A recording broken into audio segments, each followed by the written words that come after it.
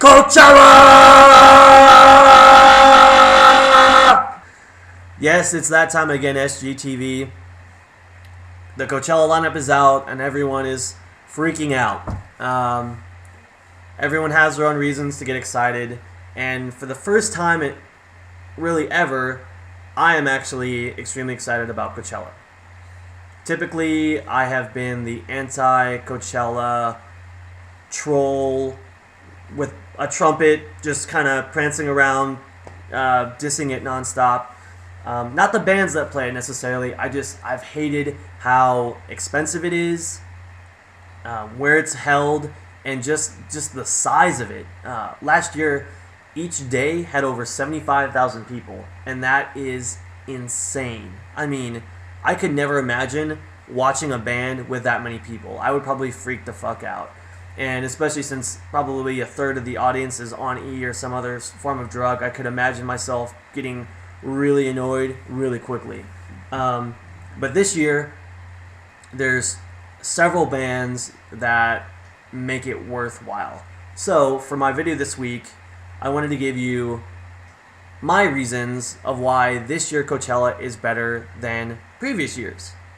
And I'm going to start off with two bands that were recently announced. They're both reuniting for Coachella, and that is Refused and At the Drive-In. Now, I'm 27, so when these bands were in their heyday, I was in the early stages to mid stages of my high school career. At the Drive-In is a little bit more known, I guess, mostly because they are from the States. Their last album, The Relationship of Command, was a big deal when it came out in 1999. It got a lot of radio play. Everyone heard that song, One Arm Scissor, and they broke up shortly after its release due to massive ego blowouts. And luckily I was able to see them before they broke up, but I'm really excited to hear them come back together again. And kind of more information on that for those of you that don't know. The two bands that kind of created from that breakup of At the Drive-In were the Mars Volta, who are very well known, and Sparta, who's also pretty well known.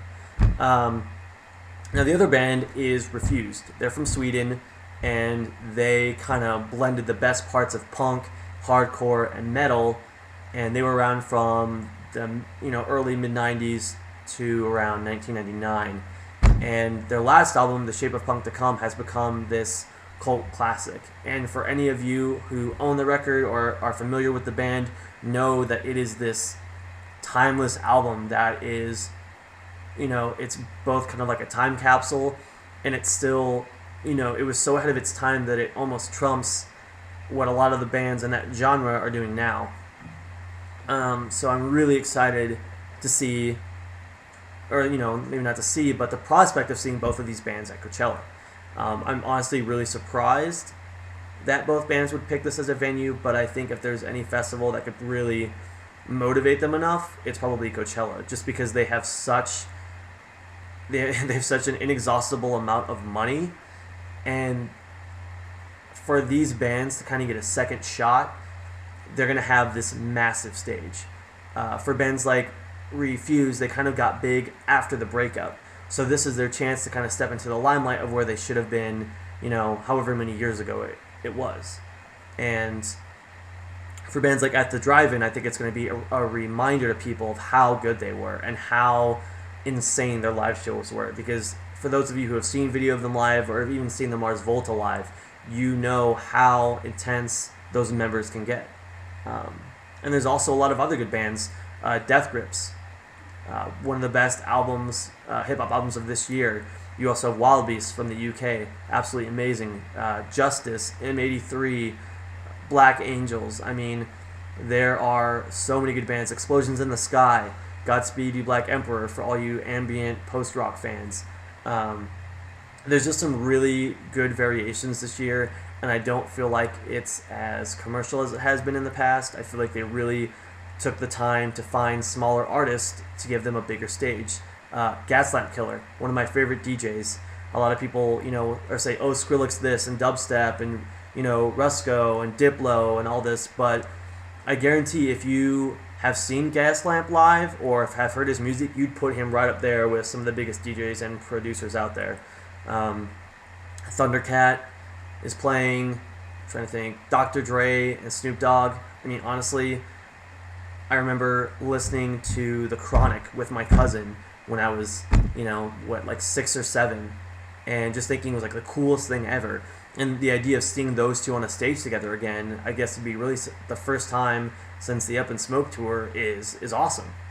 And in the past, I've been really adamant about hating on Coachella, but with the addition of the second week and kind of dispersing the massive amounts of people that want to go, I think they're kind of doing the music more justice this year.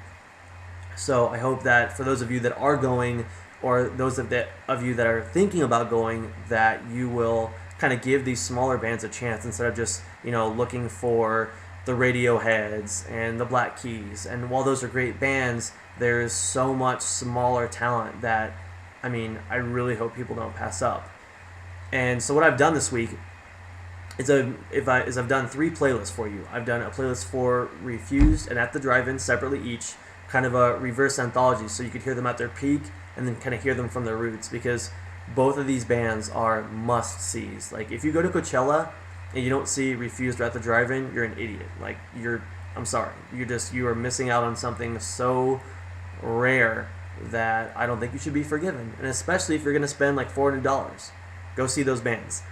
And then I'm also going to make a third playlist of my bands to see at Coachella. So I hope you give that a listen and just kind of, take in some of these smaller artists, because it's going to be a really good year. And like I said earlier, this is the first year where I haven't just completely wanted to choke every single person that I saw talking about Coachella. And it's something I never thought I would say, but here I am saying it.